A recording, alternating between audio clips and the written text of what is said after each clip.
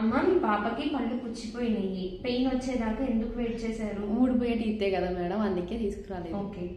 చాలా మంది పేరెంట్స్ ఇదే తప్పు చేస్తున్నారండి. ఊడిపోయే పళ్ళే కదా అని చెప్పేసి నెగ్లెక్ట్ చేస్తున్నారు. ఇలాంటివి కాదండి. పిల్లలకు కూడా చిన్న పిల్లలప్పుడు చాక్లెట్స్, బిస్కెట్స్ ఇలాంటివి ఇవ్వకండి. ఈ చాక్లెట్స్ చూడండి, ఈ చాక్లెట్స్లో హైయెస్ట్ కంటెంట్ షుగరే ఉంటుంది.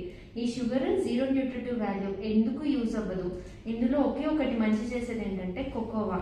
పిల్లలు ఏమైనా తినాలనుకుంటే dark chocolates more than 90% cocoa ఉన్నది ఇవ్వండి తప్పితే సాచురేటెడ్ ఫ్యాట్, ట్రాన్స్ ఫ్యాట్తో చేసే ఐటమ్స్ పిల్లలకి ఇవ్వకండి. దీనివల్ల పిల్లలకి ఎర్లీ డయాబెటీస్ అంటే షుగర్, బీపీ వచ్చే ఛాన్సెస్ ఉంటాయి.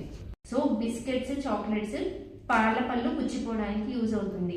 పాల పళ్ళు తొందరగా తీసేసిన లేదా ఊడిపోయినా, రావాల్సిన టైం కన్నా తొందరగా ఊడిపోయినా వచ్చే పళ్ళు వంకర టింకర్ వస్తాయి.